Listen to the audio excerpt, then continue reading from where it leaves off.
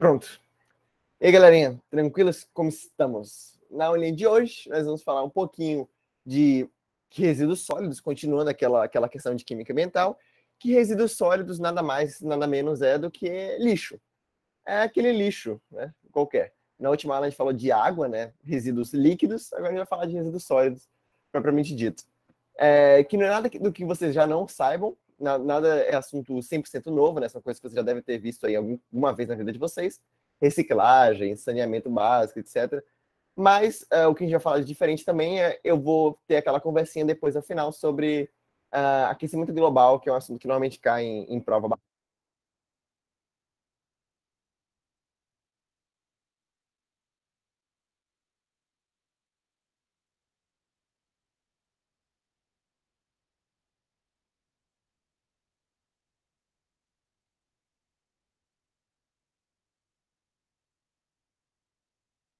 Você tá falando?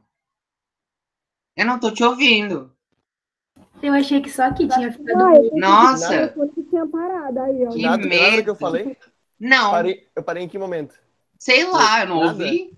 Não, Nossa, mas voltou agora, né? Tá, enfim, vou voltar então. voltou.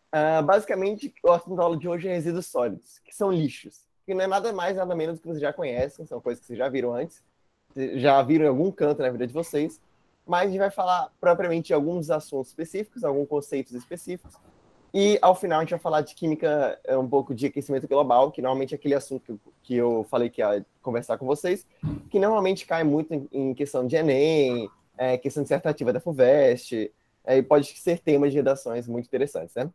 Beleza? Mas enfim, resíduos sólidos são todos aqueles compostos que são descartados após o uso ou eles são obtidos a partir da decomposição de outros compostos. Tudo isso é resíduo sólido. Ou seja, nada mais, nada menos é lixo. Resíduo sólido é a mesma coisa que lixo. E eles podem ser classificados quanto a dois tipos de estilos, né? Primeiro, quanto à origem, da onde ele vem, da onde é proveniente aquele resíduo sólido. Pode ser domiciliar, industrial, agropecuário, mineração, e tem alguns outros hospitalares, enfim, que é basicamente da onde aquele resíduo sólido é produzido, da onde aquele lixo vem, né? Os próprios nomes já dão essa margem bem óbvia, né? Domiciliar vem de lixos que são produzidos em casa, industrial nas indústrias, agropecuária na fazenda, enfim. E também podem ser classificados quanto à periculosidade. São todos aqueles riscos que apresentam riscos à saúde pública e ou ao meio ambiente, ou não. Ou seja, lixo hospitalar, ele é um lixo normalmente que tem uma alta periculosidade. Então, são lixos perigosos ao meio ambiente. São lixos considerados tóxicos. Mas lixo domiciliar, não necessariamente é um lixo tóxico, né? Normalmente são lixos que não são prejudiciais ao meio ambiente, nem à saúde.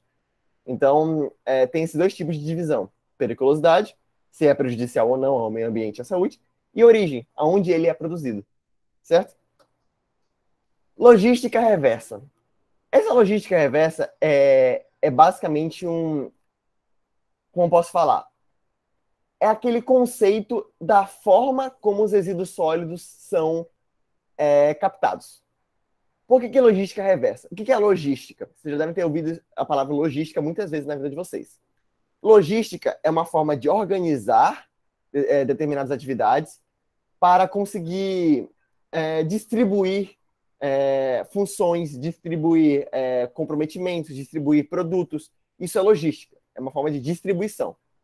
Logo, se logística é uma forma de distribuição, logística reversa é o contrário, é uma forma de captação. Ou seja, uma coisa muito importante nos resíduos sólidos é essa logística reversa, que é a captação, recolhimento, agrupamento de forma adequada, de forma organizada desses resíduos sólidos. Beleza? Então, logística é distribuição, está distribuindo, e logística reversa é a captação, eu estou recolhendo. E aí, existem algumas coisas que vocês já conhecem bem quanto à logística reversa, que é a reciclagem, que é o que todo mundo já viu aí nas escolas, etc. É um produto, uma atividade pública bem comum, bem diversificada, e é uma forma de logística reversa. Reciclagem é uma forma de logística reversa porque você vai estar recolhendo materiais em determinadas categorias. E aí, fatores importantes na reciclagem são os resíduos perigosos, que são aqueles agrotóxicos, eletroeletrônicos, que são pilhas, celulares, baterias, pneus que têm decomposição dificultosa, e resíduos industriais e hospitalares. Todos esses compostos são considerados resíduos perigosos. E, por eles, as empresas que os fabricam ou as empresas que são responsáveis por distribuir esses produtos também são as mesmas empresas responsáveis por recolhê-los. Ou seja, as mesmas empresas que são responsáveis pela logística de resíduos perigosos também são responsáveis por fazer a logística reversa. Como assim, Pita? Vamos lá, vou dar um exemplo para vocês. A Panasonic é uma empresa de pilha, faz aquela pilha Panasonic, A2, a gordinha, fininha, enfim. A empresa Panasonic, ela é obrigada por lei a ter também um projeto de logística reversa. Ou seja, eles são obrigados a terem projetos públicos de incentivo ao recolhimento de pilhas, de baterias, para que esses resíduos perigosos não sejam jogados no lixo normal e acabem poluindo o meio ambiente. Porque pilha tem diversos compostos ali sulfurosos que vão causar são prejudiciais ao meio ambiente como um todo, né? E aí, de fato, essas empresas de pilha, de bateria, elas são obrigadas por lei a terem projetos de recolhimento de resíduos perigosos. Mas aí não só de pilha, de eletroeletrônicos, de agrotóxico, a mesma coisa, de resíduo industrial hospitalar. Todo hospital tem que ter um processo de logística reversa adequado, tem que ter aquela caixinha, aqui vai ser onde vai ter seringa utilizada, gase, tudo vai ter que vir nessa caixinha, e essa caixinha vai ter que ir para aquele composto. Eu não posso simplesmente falar, uma seringa usada é um lixo normal, é de plástico seringa, né? Vai no plástico, então. Não é bem assim. Elas têm que ter um despejo adequado. E os resíduos orgânicos, eles têm uma logística reversa própria, mas que não necessariamente está relacionada à obrigação de uma empresa, enfim. Resíduo orgânico é tudo aquilo que vem de material orgânico, né? Restos de alimento, papel, madeira, plástico biodegradável. E eles têm algumas logísticas reversas específicas. A mais recomendada, ou a recomendada, assim, no geral, é a compostagem, mas a mais recomendada, que seria o ideal mesmo, seria os aterros sanitários, e uma possibilidade é transformar isso em combustível. Ou seja, resíduo orgânico, em teoria, você vai aplicar uma dessas 3 destinações de logística reversa: compostagem, aterro sanitário ou combustível. Vou falar delas mais para frente. Mas, Pita, e quando eu jogo o resíduo orgânico, o lixo orgânico, no saco de lixo e mando para fora? Basicamente, aquele resíduo orgânico vai ser considerado como se fosse um lixo comum, e aí nos lixões ele vai se decompor, vai liberar gases para o meio ambiente, vai dar origem a compostos orgânicos que vão produzir muitas bactérias, enfim. Não é o mais adequado. O mais adequado é que tenha uma destinação adequada, que é compostagem, aterro sanitário ou transformação em combustível. Beleza? Falando primeiro da compostagem. Primeiro, até aqui, tem alguma dúvida do que eu falei até agora na aula, de logística reversa, de resíduos sólidos, enfim? Tem alguma dúvida até aqui, pessoal? Boa. Só ver, então, família. Prosseguimento. Compostagem. O que é compostagem? A compostagem é você pegar aquele resíduo orgânico e você transformar em adubo orgânico. É isso. Você pega um resto de alimento, um resto de planta, de flor, enfim, qualquer coisa que seja de origem orgânica, e você transforma isso em uma pilha de adubo, uma pilha de compostagem. E aí você vai reutilizar esse material para adubar plantas, verduras, legumes. Isso é bem utilizado para gente que tem plantações orgânicas em casa, né? Não sei se vocês já viram isso, mas tem gente que planta cebolinha, planta um alho, uma pimenta em casa e usa justamente para adubar resto de alimentos que sobrou do almoço, etc. Não sei se algum de vocês tem essa plantaçãozinha? Lívia, pode falar. Lívia? Sim. É que tá meio ruim o áudio. Vai ficar assim, porque eu não sei muito. Melhorou muito. Não, eu tava dizendo que eu não entendi essa última parte aqui e aí foi errado. Essa parte de compostagem? Não, então, compostagem é o quê? É você pegar o alimento, qualquer alimento que sobrou na sua casa, fruta, verdura, e aí sobrou um lixo ali, um resto de casca de laranja, de maçã, casca de abacaxi. E ao invés de você jogar fora, você vai fazer o quê? Você vai transformar isso em uma pilha de compostagem, vai reutilizar isso e usar como adubo para adubar alguma plantação, que tem gente que planta cenourinha, cebolinha, cenoura, pimenta em casa mesmo. Isso é muito utilizado, beleza? Uhum. Mas continuando, por que isso aqui acontece? Normalmente as provas não vão cobrar em vestibular, né? Como é que esse processo ocorre como um todo, especificamente. Mas, basicamente, tem diversos micro-organismos nas matérias orgânicas que vão fazendo um processo de oxidação, de decomposição, e tem algumas condições exatas que tem que estar para que ocorra, para que aquele resto de alimento seja transformado em adubo. E o que é? Temperatura acima de 70 graus. Eu tenho que estar ali num local aquecido. O que o pessoal faz é colocar no forno, muitas vezes, bota numa fogueira, esse resto de alimento, e ficar por um bom tempo. 90, 120 dias, bastante tempo ali, para de fato transformar aquele composto orgânico em um fertilizante. E aí vai ser liberado calor, vai ser liberado dióxido de carbono, vai ser liberado gás metano, tudo isso, e vai ser reutilizado, vai transformar esse adubo de fato, né, essa areia, essa terra pretinha, e vai usar como fertilizante para adubar qualquer plantação que você tenha. E a vantagem disso você diminui a quantidade de sólidos que vão para os aterros sanitários, você não produz tanto lixo, né, já que aquele lixo orgânico vai estar sendo reaproveitado. Você vai produzir um produto orgânico eficiente, esse adubo orgânico que você produz a partir disso, ele é bem eficiente, e você não produz grande volume de gás de efeito estufa. O dióxido de carbono e o gás metano que são produzidos são em pequena quantidade, então não é tão prejudicial assim. Leandrinho, pode falar. Eu já vi já no Manual do Mundo, eu não tenho, né? Mas eu já vi eles fazerem esse tipo de compostagem, só que eles pegam com a minhoca, tipo, eles fazem meio que uma casa para minhoca, e aí eles colocam vários baldes, assim, com um monte de terra, e coloca comida, e aí o cocô da minhoca é o adubo. Eu achei isso interessante, liberei tudo para mim. É porque vocês lembram de biologia, como é que funciona o sistema excretor do ser humano? O sistema excretor, ele libera bases nitrogenadas. Sim. Ácido úrico, ureia ou urina, né? E as minhocas, elas liberam bastante nitrogênio. E esse nitrogênio é um bom adubo. E é por isso que o cocô da minhoca é muito útil, porque libera nitrogênio. E esse nitrogênio, quando se junta a matéria orgânica em decomposição, etc., ele vai servir de adubo para fertilizar as plantinhas aproveitam esse nitrogênio. É sobre isso. Até as minhocas liberem são burras. Assim. Alguém tem alguma dúvida quanto à compostagem? Pita, e por que todo mundo não faz isso em casa? Por que todo mundo joga matéria orgânica fora? Porque nem todo mundo vai utilizar aquele adubo, né? Nem todo mundo tem plantação em casa. E também, pode ver, exige uma temperatura acima de 70 graus e tem que ficar de 90 a 120 dias ali. Ou seja, bastante tempo. E aí vai ser bastante tempo ali produzindo adubo, vai ficar um cheiro horrível na sua casa. E o pessoal prefere não fazer isso, né? Então, muita gente tem usina de compostagem em casa, que é justamente um lugar, assim, uma jaula, para você fazer isso sem o cheiro dispersar muito, mas ainda assim fica um fedor bem grande. Beleza? Passando para o próximo, então, aterro sanitário. O que é aterro sanitário? Na escola eu visitei um aterro sanitário aqui em Manaus uma vez, a gente foi de ônibus e tal.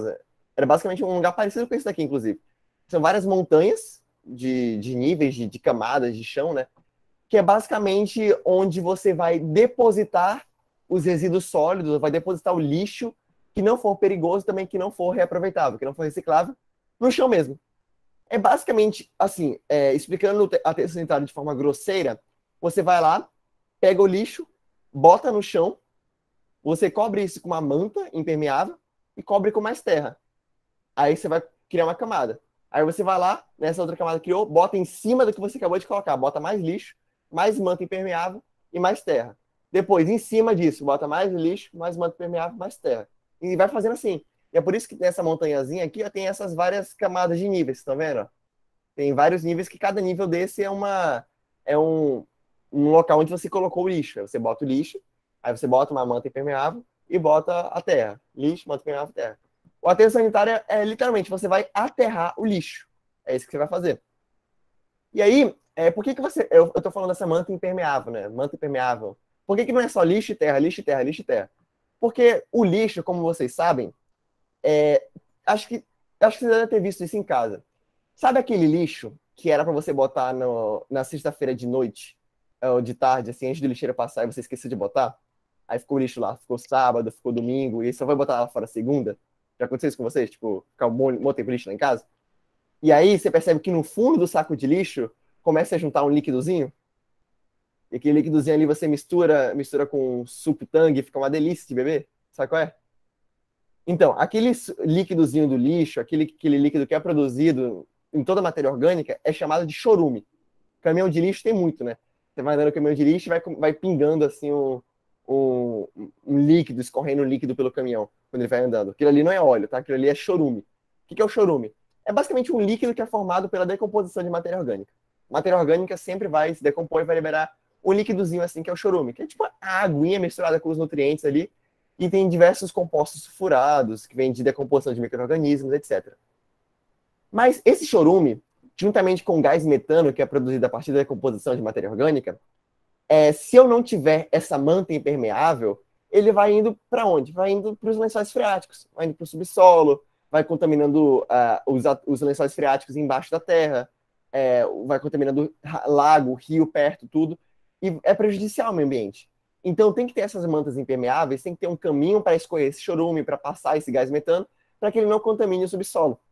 Então, o aterro sanitário não é só você pegar lixo e cobrir. Não é só você pegar o lixo, cavar o lixo no quintal de casa e cobrir lá com terra. Não é bem isso. Você tem que ter um sistema de escoamento de chorume, de metano, para não poluir o subsolo. Beleza? Para não contaminar os poços d'água que tenham ali perto. E por isso que você vai cobrir com o quê? Sempre com manta impermeável, normalmente é plástico, né? Qualquer coisa assim. E argila, que a argila vai impedir, vai restringir a fermentação anaeróbica. A argila vai impedir que os gases, metano, gases de dióxido de carbono, passem para a atmosfera ou então passem para o subsolo. Vai ficar ali meio que preso naquele espaço. E aí não vai ter um prejuízo tão grande assim ao meio ambiente. Só que o que é muito utilizado nos aterros sanitários é que sempre tem um biodigestor. É basicamente um motor que vai transformar gás metano ou compostos orgânicos em energia. Vai queimar esses gases provenientes de compostos orgânicos, né, gás metano, dióxido de carbono, etc., que são gases inflamáveis, vai queimar também compostos orgânicos e vai produzir energia a partir disso. Então, normalmente, todo aterro sanitário tem um biodigestor que é para produzir energia para alimentar o próprio aterro. As luzes, o gerador, outra coisa, portão, etc. Então, normalmente, os próprios aterros sanitários têm esse biodigestor para meio que reaproveitar esse chorume, reaproveitar esse gás metano que é produzido pela decomposição da celulose, etc., no biocombustor, e aí evitar também a emissão do gás. Beleza? Porque ao invés de liberar, Pita, mas calma lá, ele vai liberar ele vai pegar o gás metano, vai fazer uma reação de combustão e vai liberar dióxido de carbono. Mesma coisa. Não. Lembra que eu falei que o metano é um gás, o dióxido de carbono é um gás ruim, mas o metano é um gás muito pior? Então, você vai queimar o gás metano, para ao invés de liberar metano para a atmosfera, você libera dióxido de carbono, que é muito mais... É ruim, mas é melhor que o gás metano, mesmo assim. Aí a Lumiar perguntou para que serve o chorume. O chorume, ele vai ser utilizado... Quando ele é utilizado somente nesses biocombustores para produzir energia. Você queima o chorume, que é um gás inflamável, então nunca taquem fogo em lixo, assim, toma cuidado de deixar lixo perto de fogão, porque o chorume é um líquido muito inflamável. E aí vai produzir energia nos biocombustores. Mas o chorume é utilizado só para isso. Quando ele é utilizado, mas na maior parte das vezes ele só é descartado mesmo. E quando o aterro sanitário é isso. Alguém tem alguma dúvida do aterro sanitário? Algo que não ficou muito claro, pessoal? Ô, Peter, esse negócio da fermentação aeróbica, então a argila impede com que ocorra essa fermentação, por isso? Ou ela... Não, a fermentação vai ocorrer de jeito ou de outro. Sim. A argila impede que os gases que são produzidos na fermentação passem para a atmosfera ou entrem no subsolo. Ah, tá. Porque a argila não passa gás, né? A argila é bem compactazinha. E aí esses gases, esse metano, esse dióxido de carbono, normalmente eles são conduzidos por uns dutos ou canos de PVC, ou então mesmo de argila, até um biocombustor por baixo da terra mesmo. E Entendi. aí eles são queimados e produzem energia. Ela impede que saia para fora. Entendi. Isso, exatamente. Alguma outra dúvida, pessoal? Não? Vamos lá, então. Opa! Essas transições estão como? Naquele pique, né? Reciclagem. A reciclagem é algo que você já tem mais contato diariamente, né? Então eu vou falar mais diretamente a reciclar, as vantagens de você reciclar determinados produtos, determinados materiais, especificamente, né? Vamos lá. Vantagem de você reciclar o ferro. Você aproveita mais o ferro, então você não tem que extrair tanto ferro do meio ambiente, né? Diminui até o preço do ferro. Você tem menos gastos, você produz menos lixo de ferro e também você produz menos CO2 das siderúrgicas. As siderúrgicas, elas utilizam bastante determinados compostos, determinados gases para produzir o ferro, porque eles vão queimar o minério de ferro para obter o bloco de ferro, né? Que nem no Minecraft. Você bota lá o minério de ferro na fornalha, você queima e produz a barra de ferro. É isso que as siderúrgicas fazem. Então, elas vão aquecer e vão liberar muito dióxido de carbono nessa combustão. E aí, você reciclando o ferro, você diminui a necessidade das siderúrgicas e diminui a quantidade de dióxido de carbono que é emitido. Beleza? O alumínio. Reciclando o alumínio, reciclando a latinha de refrigerante. Você tem menor consumo de energia elétrica, que você gasta muita energia elétrica para produzir esses alumínios, né? Produzir esses compostos nas indústrias. Você tem menos vazamento e menos contaminações, que o alumínio ele é um metal que normalmente ele contamina muitos rios e lagos, porque ele não tem uma... Como é que eu posso falar? Não tem um ponto de fusão tão alto assim, então ele consegue transformar em estado líquido, consegue corroer, consegue contaminar de fato o solo, contaminar rios, e tem menos gastos. Sempre que eu tiver menos gastos aqui, é de fato menos gastos de alumínio, né? Você gasta menos alumínio porque você vai estar reaproveitando. E o papel, ou o papelão, você vai ter menos gasto de água, combustível e eletricidade, que é utilizada muita água, muito combustível, muita eletricidade para produzir papel, muita mesmo. Desde a colheita das árvores, nos cortes, até o transporte das árvores, dos troncos de árvores até a indústria, a transformação da árvore em papel, tudo isso vai exigir muitos gastos de recursos, água, combustível, eletricidade. E então você reutilizando, reciclando papel e papelão, você vai ter menos corte de árvores também e menos emissão de CO2 que seria produzido na combustão. E até mesmo que você tendo mais árvores, você diminui a concentração de CO2 na atmosfera, né? Alguma dúvida nesses três aqui, pessoal? Não são coisas que você tem que saber tanto a fundo. Não é algo que você tem que se dedicar tanto a entender. É mais mesmo como um conhecimento que pode ser utilizado em alguma questão, etc. Certo? Beleza, então. Catadores de papelão e recicláveis heróis do planeta. De fato. Tem muita indústria não catadores específicos, pessoas físicas, né? Mas empresas que fazem a colheita desses materiais que simplesmente fazem isso, mas que não fazem a reciclagem de fato, né? Elas pegam só para você não ter que reciclar e ter que fazer mais, consumir mais produtos. Tem que bem prejudicial isso. Ao invés delas reutilizarem, reciclarem o alumínio, elas só coletam e jogam fora.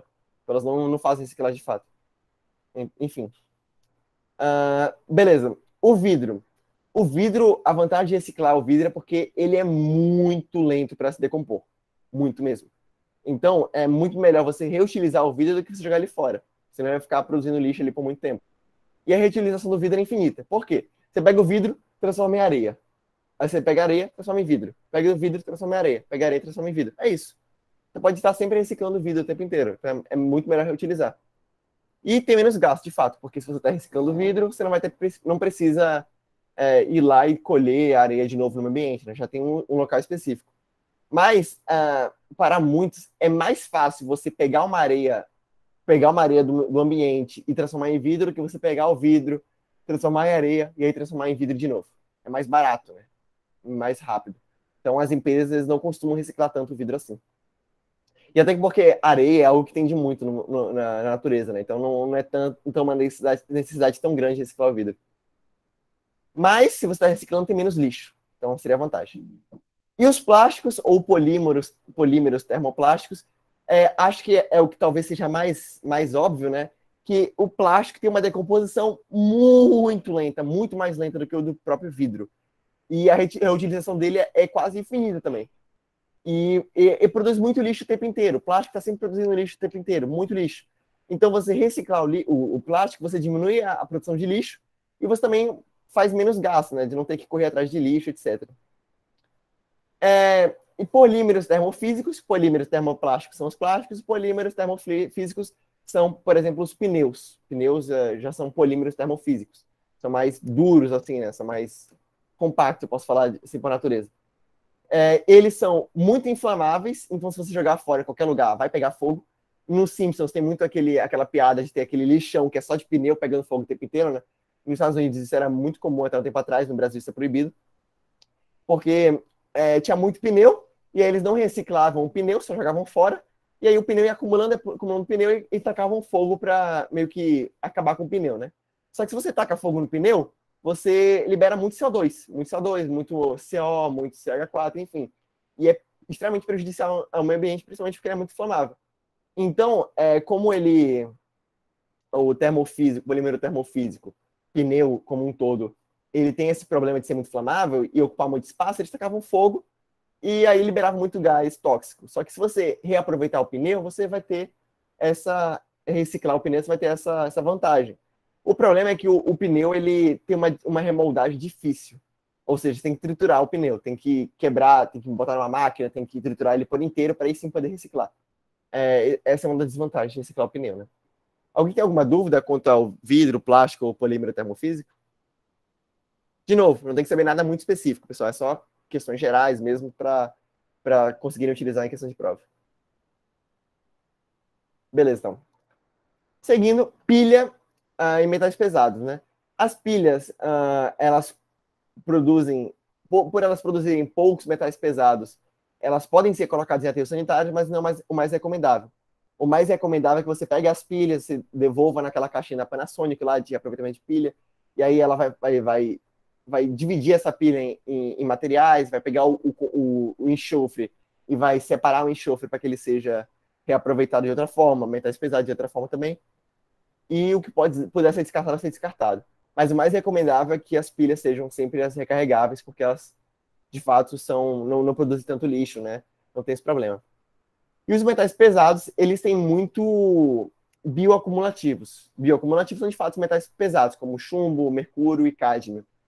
Esses metais pesados, eles contaminam o meio ambiente de diversas formas, né? São metais prejudiciais à natureza de todo tipo. E você reaproveitar esses metais pesados, você evita a contaminação da natureza e evita também o maior gasto com novos produtos em lojas, etc.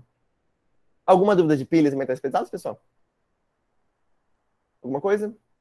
Não? Posso dar prosseguimento? Vamos lá, então. Resíduos nucleares. Para fechar, o que eu faço com resíduos nucleares? Você já deve saber que aquele material radioativo, todo reator nuclear vai utilizar o material radioativo para aquecer a água gira uma turbina e aí gera energia, assim que a energia é produzida. Então, o resíduo, só que nem sempre aquele material radioativo que está aquecendo a usina vai servir para sempre. Às vezes, aquele material radioativo vai simplesmente parar de produzir tanto calor quanto deveria, e eles vão lá e vão pegar outro material, vão pegar outro composto radioativo, ou mesmo vão pegar aquela água que acabou de ser contaminada por material radioativo e vão ter que precisar de mais água para poder continuar produzindo a energia, né? O que acontece? Esses resíduos nucleares, seja água contaminada por material radioativo, ou seja, material radioativo em si, por muito tempo eles eram simplesmente guardados. Tipo, simplesmente pegavam, criavam um grande galpão, botavam tudo que era radioativo ali dentro e deixavam lá, sendo guardado. Isso aí acabava fazendo um contato muito grande com a natureza, contaminava o solo embaixo, contaminava a água que estava no subsolo, contaminava o ar, prejudicava os seres vivos por inteiro, e isso era extremamente prejudicial. Acabei não botando aqui, foi mal. Mas o que acontece? O que faziam com os resíduos nucleares? Eles guardavam isso em algum canto e jogavam fora. Jogavam no rio, jogavam num lixão qualquer. Tanto que teve aquele problema do Césio-137, né, em Goiânia, que simplesmente jogaram material radioativo que vinha das máquinas de raio-x dos hospitais no lixão. As crianças viram aquele material radioativo brilhando, chegaram lá e falaram, putz, que bagulho legal, brilhando, um líquidozinho. Aí passavam na pele, ficava com a pele brilhando, pele amarela, pele dourada, pele verde. Botavam nas joias, botavam no plástico, botavam em tudo que era lugar, sendo que ele era césio-137, um material extremamente radioativo. Ou seja, o descarte antigamente não era tão adequado. Mas aí começaram a fazer um armazenamento mais adequado ainda. Começaram a botar esse material radioativo em galpões muito abaixo do subsolo, coberto por paredes de chumbo, paredes que não passam material radioativo, não passam radiação, justamente para esperar que essa carga radioativa diminua, para que aí sim eles possam ser liberados adequadamente. E por quanto tempo? Por séculos, aí, por décadas, até que a carga radioativa daquele material não seja suficiente para contaminar o meio ambiente de novo, né? Ou seja, o que tem que fazer com o material radioativo hoje em dia? Você vai ter que guardar ele sob as condições adequadas. Que condições adequadas são essas? No subsolo muito abaixo da superfície e com paredes de chumbo, com paredes que não passa nada de carga radioativa. Esse exemplo aqui, ó, é um exemplo de um cano que passa a água depois que ela sai do reator nuclear. A água vai para o reator nuclear, é aquecida e depois de ser contaminada, ela passa nesse cano e ela vai ser armazenada no armazém, tipo, muito no subsolo. Normalmente não tem nada lá perto, normalmente mesmo não é nem embaixo de cidades, é embaixo de locais desertos, áreas desertas, para que aí sim possam ser, depois daqui séculos, possam ser descartados, né? Então, Ô, Pita, como é que chama? Eles colocam o quê em volta? São materiais que... Eu esqueci o termo adequado agora, devia ter colocado no slide. Mas materiais de chumbo já são o suficiente. O chumbo ele é um metal que consegue conter a radiação. Então ele é bem útil nessas funções. Não só o chumbo, outros metais também, mas o chumbo é o mais utilizado, por ser o mais barato dentre eles. Valeu. O que fizeram em Chernobyl, eu não lembro exatamente o que fizeram em Chernobyl, mas Chernobyl hoje não pode ser habitada, né? Mesmo que não tenha mais material radioativo em si, o chão foi todo contaminado. O chão, os subsolos, os lençóis freáticos. Então, o que eles tentaram fazer foi aterrar Chernobyl. Tipo, aterraram muito. Os prédios antigos ali, que eram mais afastados, foram sendo aterrados, para tentar conter a radiação em si, aí conseguir construir coisas em cima. Mas até hoje não foi feito. Não foi construído nada mesmo na área de Chernobyl. Alguém tem alguma dúvida aqui em resíduos nucleares? Não? Então, a aula de hoje, o que eu queria falar com vocês era isso. Basicamente, a gente meio que... Não vou falar que encerrou, mas que já deu um bom andamento aí nas questões de química ambiental. Faltam pouquíssimas aulas para encerrar o nosso conteúdo. Estão bem aí em prosseguimento. Mas eu queria conversar com vocês sobre o aquecimento global especificamente. Eu acabei não botando nesses slides, eu esqueci de salvar, na real. Mas o que é importante vocês saberem? Eu não sei se eu já comentei em outras aulas, sempre comento bastante, documentário chamado Cowspiracy. Eu já falei várias vezes com vocês, né? Cowspiracy. É um documentário bem legal que tem na Netflix. Tem outros sites também, acho que na Netflix é onde eu vi, né? E ele fala basicamente do impacto que a indústria agropecuária como um todo tem na intensificação do efeito estufa, no aquecimento global de fato. Por quê? A gente falou esse tempo inteiro de gases de efeito estufa. Na antepenúltima aula, nós falamos muito de gases de efeito estufa. Quais são eles? Dióxido de carbono, gás metano, dióxido de enxofre, monóxido de carbono, todos esses são gases de efeito estufa. Só que o dióxido de carbono ele tem um efeito X. Ele é poluente da maneira X ao meio ambiente. O metano ele é 20x. O metano é 20 vezes pior que o dióxido de carbono. E o óxido, o NO, o N2O, ele é ainda pior. Ele é 200 vezes pior que o dióxido de carbono.